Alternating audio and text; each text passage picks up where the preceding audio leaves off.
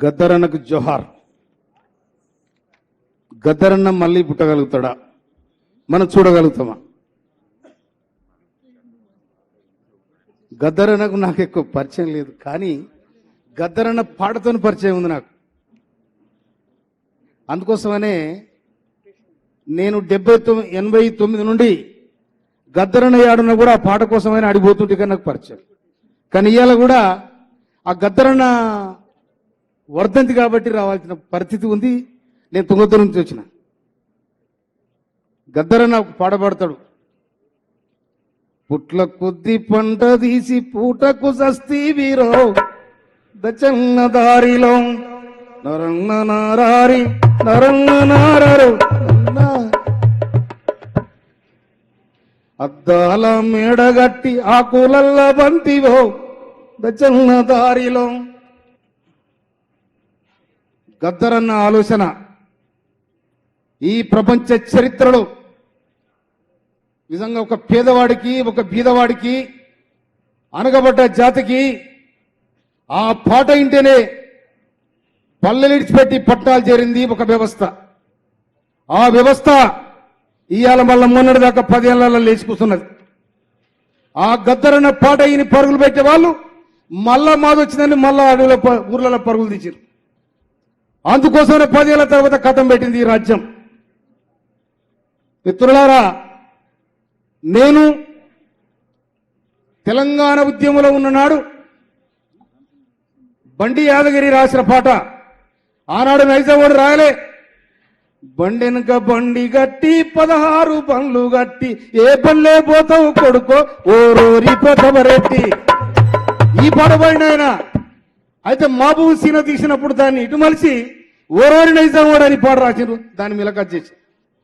కనుక ఆ చరిత్ర, ఆ పరిస్థితులు ఇలా గద్దరన్న పాట వింటేనే ఇది ఒక విప్లవోద్యమం. ఇది ప్రజల గుండెల్లో నాటకపోయిన వ్యవస్థ అనేది అవతల వర్గానికి అర్థమైంది, యువతల వర్గానికి కడుపుమైనది.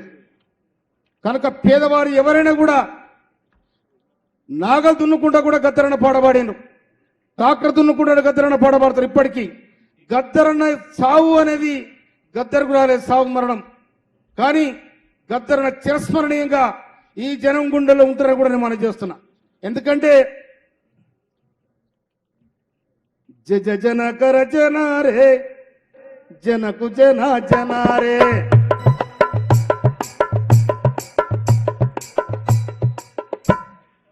జనకర జనారే జనకు జన జనారే మూటలు మోసిన కూలోడా పెటులు కాసిన చిన్నోడా ఎన్నాళ్ళయి తిన్నావో ఎందుకు కూలాగున్నావు ఉన్నోడు తెగ తిన్నోడు నీవు సురుదానికి సావకపోడు.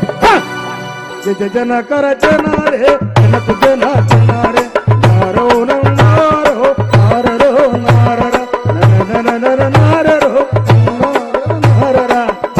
అంటే నేను ఆ గద్దరన్న పాటను ఆహ్వానించుకున్నా కాబట్టి నా ఒక్కరిని ఉన్నప్పుడు కూడా వాడుకుంటా. నా పొలం కాడ తిరుగుతాడు, నేను ఆ ఓరాల నుంచి కూడా ఈ పాట పాడుకుంటారు. ఓరాకించాల పాట నా ఇంట వచ్చాడు ఏందైనా కట్ట పాడతాం అంటే ఆ పాట దుక్కులో దున్నిన రైతు సేతులకు బేడీలందుకు రోరన్న.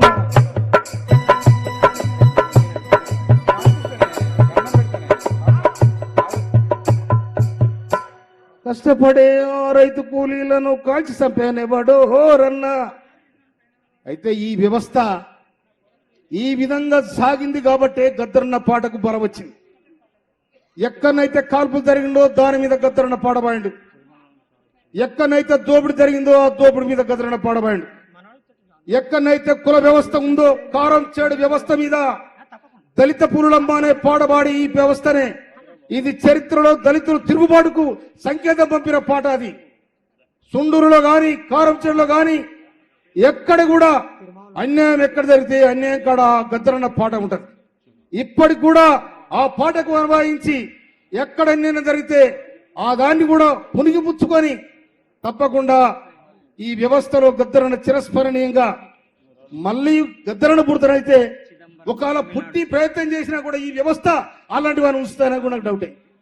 ఎందుకంటే ఒక్క పాటతోని చంద్రబాబు నాయుడు రాజ్యం కూలిపోయింది.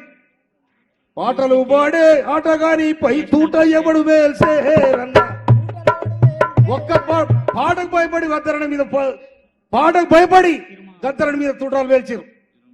కానీ తర్వాత గద్దరణ పాట వాళ్ళకు మెడకు ఉరితాడై చుట్టుకుందని కూడా నేను మనం చేస్తున్నాను. నేను అందుకోసం నేను శ్రమజీవుల కోసం ఎవరు కూడా పాడబడినా ఆ పాట చిరస్మరణీయంగా నిలుస్తుంది.